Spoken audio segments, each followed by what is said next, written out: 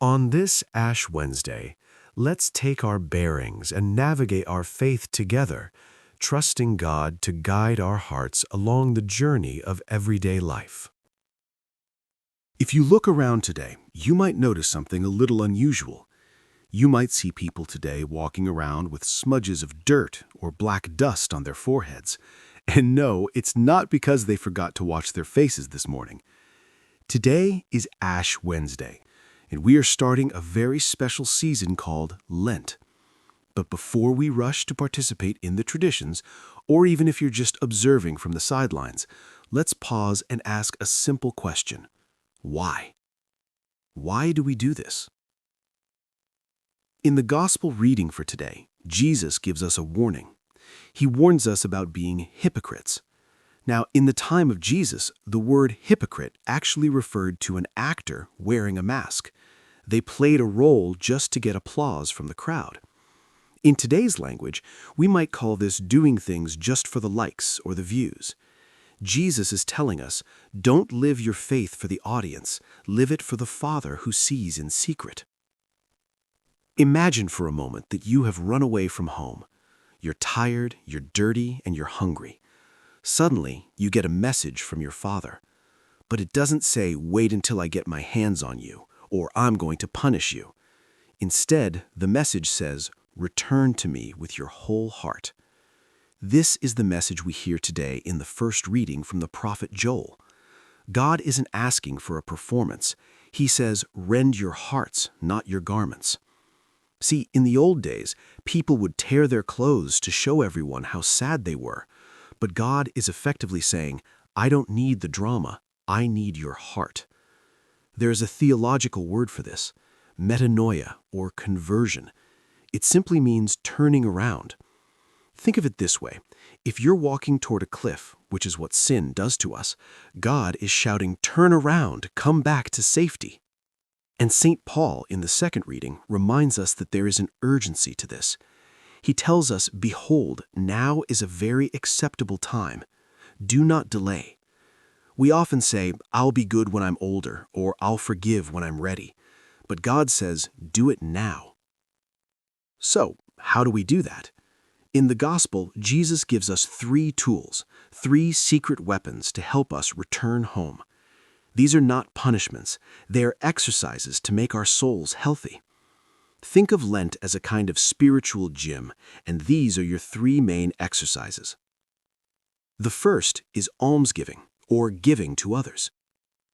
The trap here is giving just so people say, wow, look how generous you are. That's the trumpet approach. But the Jesus way is secrecy. He says, do not let your left hand know what your right is doing. Giving breaks our selfishness.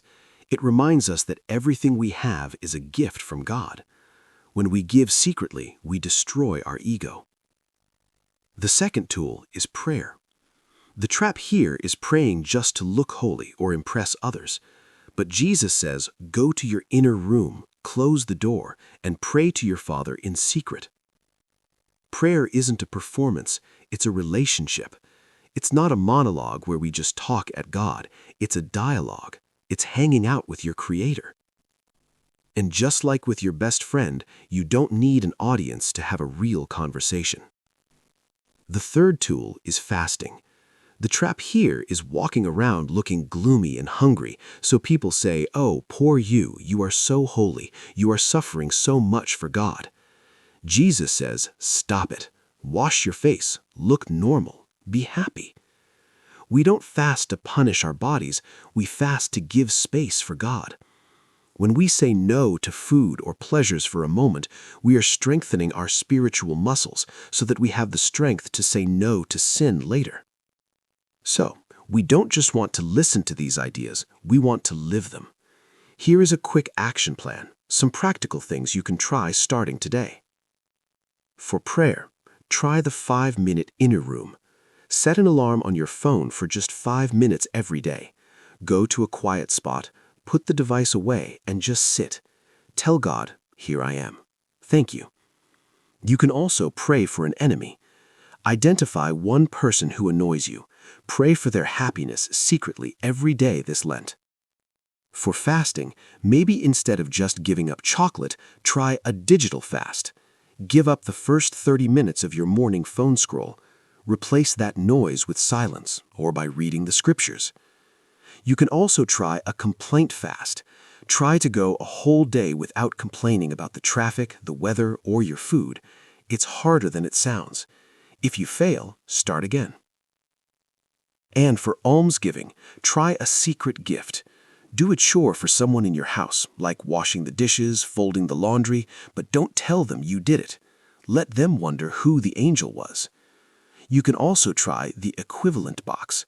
Every time you skip a fancy coffee or a snack, put that exact amount of money in a box or jar. At the end of Lent, give it to someone in need.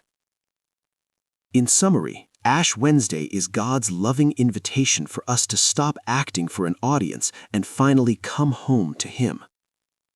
Through the readings, we learn the true religion isn't about the external show, like tearing garments or looking gloomy, but a sincere return of the heart. Jesus teaches us to use the 3 secret weapons of prayer to connect, fasting to make space, and almsgiving to break selfishness, not for the applause of others, but for the eyes of our Father who sees in secret. The most important application for your daily life is to pick one secret act of kindness or sacrifice this Lenten season that only God knows about, proving that your faith is real and not just a performance.